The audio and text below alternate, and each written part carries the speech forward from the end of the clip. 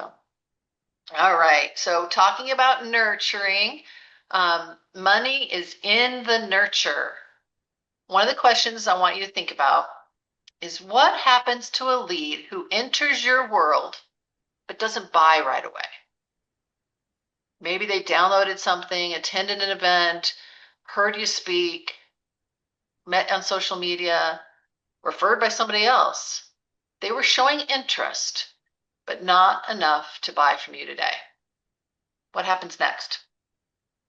For many, unfortunately, the answer is nothing.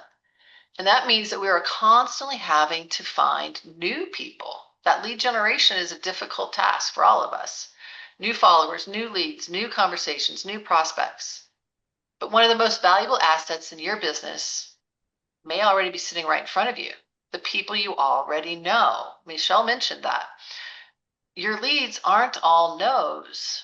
Remember that not now isn't necessarily a no. Someone may love what you do, but not be ready to buy. Not the right timing. They don't have the money, not experiencing enough pain. You need to know that pain point, right? Maybe they just need some more info, or they don't trust you enough yet. A nurture sequence allows you to continue the relationship without having to personally follow up with every single person. Think back about dating. Imagine you meet somebody for the first time and they say, "Hey, I'm Noelle. Nice to meet you. Would you like to get married?" A little aggressive. That's essentially what many businesses do. Nice to meet you. Buy my thing. Then if they don't buy, we just disappear. Stop talking. We need to work on the relationship. Being in ministry, relationship is key to everything, business and everything else. What is a nurture sequence? It's a series of automated emails that are designed to move somebody from that awareness to relationship to trust to purchase through the whole cycle, continuing to communicate with the prospect after they enter your ecosystem. And the beautiful thing, once you create it, you can nurture to hundreds and thousands of people while you're sleeping, serving others, while you're on vacation, while you're doing your A5.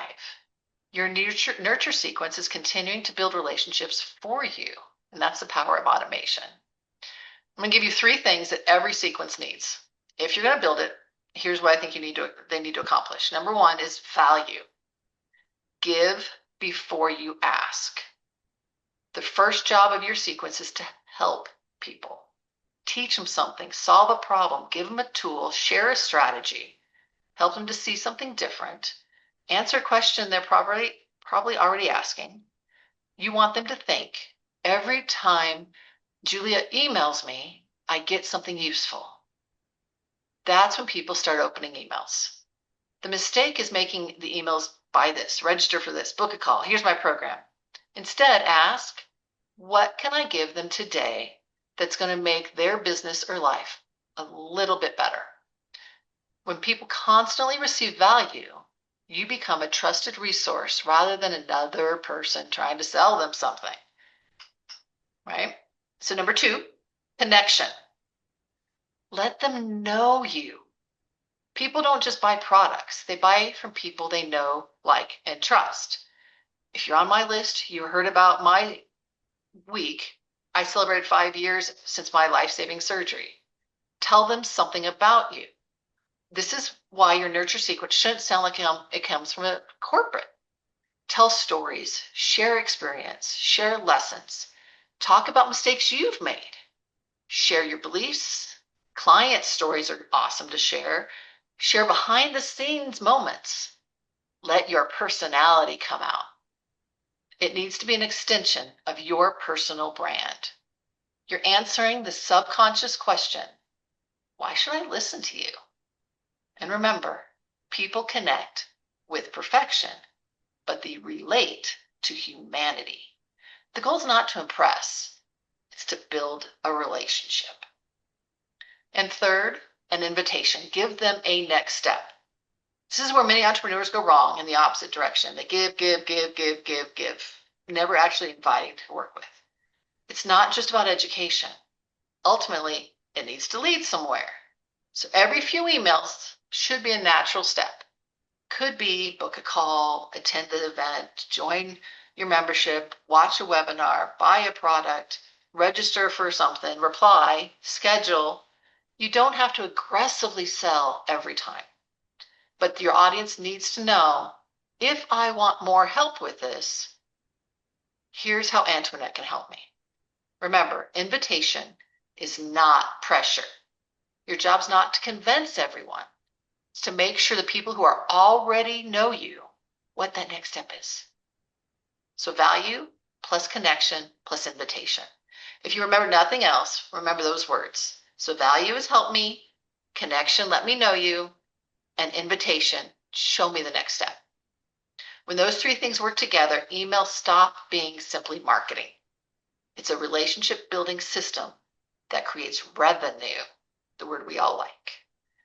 So here's your challenge. Since this is our Victory in Biz accountability and success call, not going to let just this be information. I want you to take action. Ask yourself, if somebody entered my world today, what would happen next? Would they get an email? Would they hear from you once in a while? Would they receive nothing? Or is there a deliberate sequence designed to build that relationship? So your assignment's simple. If you don't have a sequence, create the outline for your first 5 to 7 emails. Don't even have to write them. Write the outline. Decide what they're each going to accomplish. I'll put this little template example in the chat and go through it real quick. Copy that.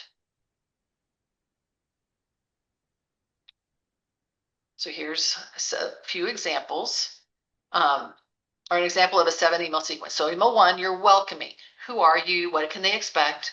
Deliver what they're requesting. So what did they sign up for? 2 is value. Teach them something that is immediately useful. Remember, they need to know that you can help them, even if they want to try to do it on their own. They probably won't, right? 3 is, what is your story? Why do you do what you do and what you believe? This is where you'll hear about my surgery 5 years ago. 4, solve a problem.